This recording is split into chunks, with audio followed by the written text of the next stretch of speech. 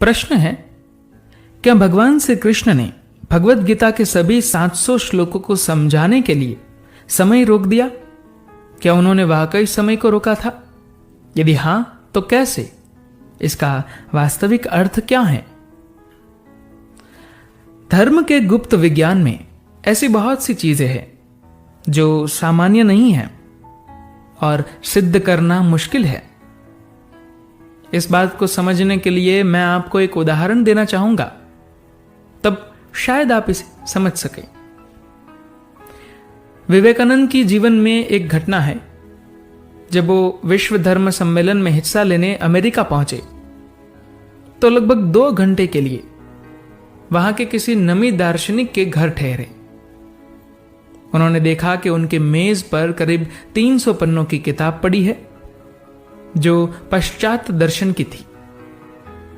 उन्होंने वो किताब उनसे पढ़ने के लिए मांगी तो उन्होंने कहा कि अरे, आप तो 2 घंटे के लिए ही आए हैं, इतने कम समय में तो आप इसकी भूमिका भी नहीं समझ पाएंगे। मैं खुद तकरीबन 1 माह से इस पुस्तक को पढ़ रहा हूं और केवल 30 से 40 पन्ने ही पढ़ सका हूं। मगर विवेकानंद नहीं माने। उन्होंने वो किताब उन्हें दे दी और खुद तैयार होने के लिए चले गए। 30 मिनट बाद जब वो वापस आए तब तक विवेकानंद ने वो पूरी किताब पढ़ ली थी। जब उन्होंने किताब के बारे में उन्हें बताया तो वो एकदम से भौचक्के रह गए। मगर इस तरह की घटनाओं में 20वीं सदी की यह महत्वपूर्ण घटना है। सामान्य दृष्टिकोण से तो यह असंभव है, मगर ऐसा नहीं है कि यह संभव नहीं है।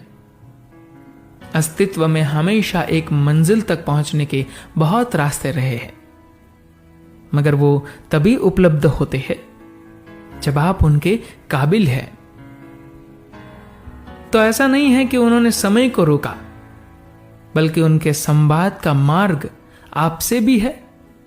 यही कारण है ये सभी घटनाएं वास्तविक नहीं मालूम पड़ती, मगर इतिहास, वर्तमान और भविष्य ऐसी घटनाओं से बाहर पड़ा है। विशेष साधक या व्यक्ति हमेशा समयानुकूल इन मार्गों का उपयोग करते रहते हैं। तो कृष्ण ने भी यही किया है।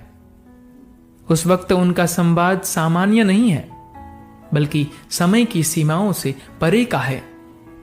धन्यवाद।